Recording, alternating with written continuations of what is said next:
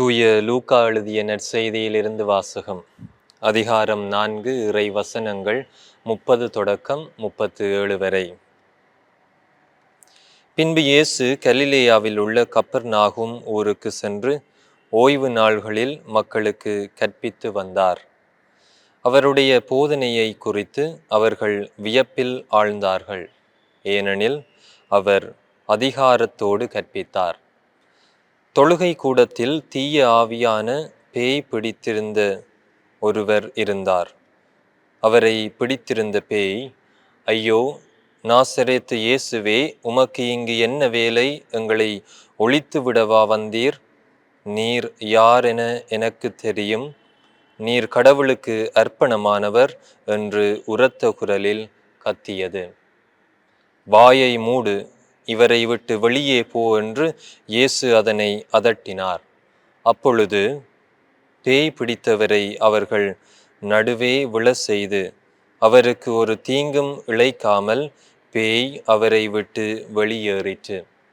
எல்லாரும் திகைப்படைந்து, எப்படி பேசுகிறார் பாருங்கள், அதிகாரத்தோடும் வல்லமையோடும் தீய ஆவிகளுக்கு கட்டளையிடுகிறார், அவையும் போய்விடுகின்றனவே என்று ஒருவரோடு ஒருவர் பேசிக்கொண்டனர்.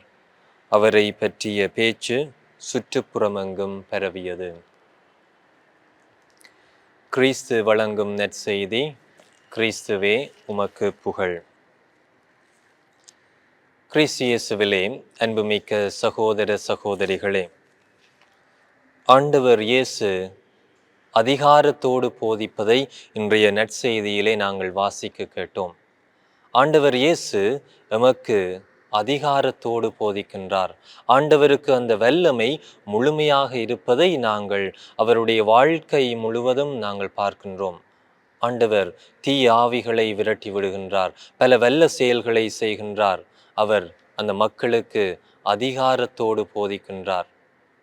அன்புமிக்க சகோதர சகோதரிகளே, ஆண்டவர் இயேசுவுக்கு அந்த வல்லமை நிறைவாக இருக்கின்றது. நாங்கள் எப்போது ஆண்டவர் இயேசுவிடம் செல்லுகின்றோமோ அப்போது நாங்கள் ஆண்டவருடைய வல்லமையை எமது வாழ்க்கையிலே நாங்கள் பெற்றுக்கொள்ள முடியும். இன்றைய நற்செய்தியிலே நாங்கள் வாசிக்க கேட்டோம், அந்த தீய ஆவியான பேய் பிடித்தவரை அவர் அங்கே ஆண்டவர் இயேசுவிடம் செல்லுகின்ற போது, அங்கே மக்கள் அவரை கொண்டு செல்லுகின்ற போது, அங்கே அந்த தீய ஆவி ஆண்டவர் இயேசுவை பார்த்து பயப்படுகின்றது.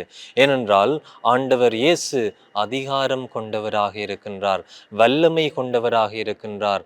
அங்கே ஆண்டவர் இயேசுவிடம் நாங்கள் கொண்டு செல்லுகின்ற போது, எங்களை நாங்கள் ஆண்டவர் இயேசுவிடம் கொண்டு செல்லுகின்ற போது, ஆண்டவருடைய வல்லமையை, அவருடைய புதுமையை, அவருடைய ஆசீர்வாதங்களை நாங்கள் எமது வாழ்க்கையிலே பெற்றுக்கொள்ள முடியும். இன்றைய நற்செய்தியிலே நாங்கள் வாசிக்க கேட்டதை போல அந்த தீய ஆவி ஆண்டவர் இயேசுவை பார்த்து பயப்படுகின்றது. அன்புமிக்க சகோதரங்களே, நாங்களும் எமது வாழ்க்கையிலே ஆண்டவர் இயேசுவிடம் போகாமல் இருக்கின்ற சந்தர்ப்பங்களை நினைத்து பார்ப்போம். பல்வேறுபட்ட வேலை பளுக்களிலே நாங்கள் ஆண்டவரை ஒதுக்கி விடுகின்றோம். அவரை ஒரு புறமாக வைத்துவிட்டு இந்த உலகியல் போக்கிலே நாங்கள் வாழ்ந்து கொண்டிருக்கின்றோம். இன்று இந்த உலகத்திலே தேவ பயம் இல்லாமல் பலர் வாழ்ந்து கொண்டிருக்கின்றார்கள்.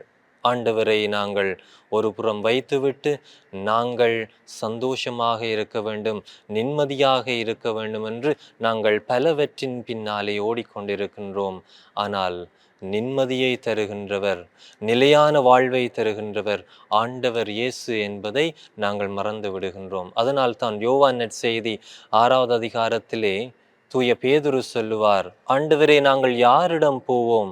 வாழ்வு தருகின்ற வார்த்தைகள் அனைத்தும் உம்மிடம் தானே இருக்கின்றன.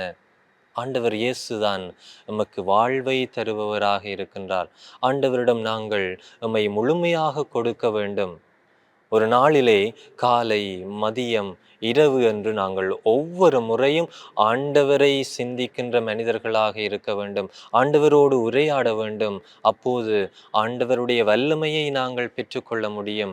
என்று எவ்வாறு அந்த பேய் பிடித்த அந்த மனிதனை ஆண்டவர் குணமாக்குகின்றாரோ, ஆண்டவர் இயேசுவை பார்த்து அந்த தீய ஆவி பயந்து ஓடுகின்றதோ, ஆண்டவர் இயேசு எமது பக்கத்திலே இருக்கின்ற போது நாங்களும் வலிமை பெற்றவர்களாக, ஆசீர்வாதம் மிக்கவர்களாக இருப்போம்.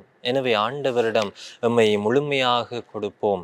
நாங்கள் ஆண்டவரிடம் காலையிலே, மதியத்திலே, இரவிலே என்று எம்மை முழுமையாக கொடுக்க வேண்டும். காலையிலே நாங்கள் திருப்பாடல் ஆசிரியர் 54 முதலாவது வசனத்திலே சொல்லுவதைப் போல, கடவுளே, உமது பெயரின் வல்லமையால் என்னை காப்பாற்றும். இந்த நாள் முழுவதும் ஆண்டவருடைய வல்லமையினாலே நாங்கள் காப்பாற்றப்படுகின்றோம் என்று நாங்கள் நம்பி ஆண்டவரோடு பயணிக்க வேண்டும். இன்னும் மதியத்திலே நாங்கள் திருப்பாடல் ஆசிரியர் 127 முதலாவது வசனத்திலே சொல்லுவதைப் போல, ஆண்டவர் நகரை காக்கவில்லை என்றால் காவலர்கள் கண் விழித்திருப்பது வீண். ஆண்டவருடைய துணை இல்லாமல் நாங்கள் எதையுமே செய்ய முடியாது. எனவே ஆண்டவர் எங்களோடு இருக்கின்ற போது நாங்கள் அனைத்தையும் செய்யக்கூடியவர்களாக இருப்போம். அதை நாங்கள் உணர்ந்து கொள்ள வேண்டும்.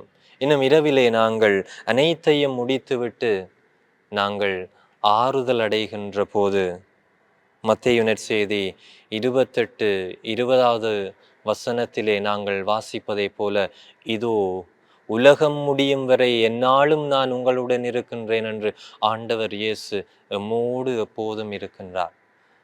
இந்த வசனங்களை நாங்கள் தியானிக்கின்ற போது ஆண்டவர் எம்மோடு எப்போதும் இருக்கின்றார் என்பதை நாங்கள் உணர்ந்து கொள்ள வேண்டும். எனவே அன்புமிக்க சகோதரங்களே, எம்மை முழுமையாக ஆண்டவரிடம் கொடுப்போம். ஆண்டவரோடு எப்போதும் உரையாடுவோம். தேவ பயம் இல்லாமல் இருக்கின்ற மனிதர்களுக்காக நாங்கள் மன்றாடுவோம். இந்த உலகியல் போக்கிலே அடியுண்டு போகின்ற ஒவ்வொரு மனிதர்களையும் நாங்கள் ஆண்டவரிடம் ஒப்பு கொடுத்து மன்றாடுவோம். ஆண்டவர் இயேசு வல்லமை மிக்கவராக இருக்கின்றார், அதிகாரத்தோடு போதிப்பவராக இருக்கின்றார். ஆண்டவருடைய ஆசீர்வாதங்களை நாங்கள் பெற்றுக்கொள்ள வேண்டும் என்றால் நம்மை ஆண்டவரிடம் நாங்கள் கொடுக்க வேண்டும். எனவே ஆண்டவரிடம் நம்பிக்கையோடு நாங்கள் எம்மை கொடுத்து அவருடைய ஆசீர்வாதங்களை பெற்றுக்கொள்ள தொடர்ந்தும் மன்றாடுவோம். ஆமேன்.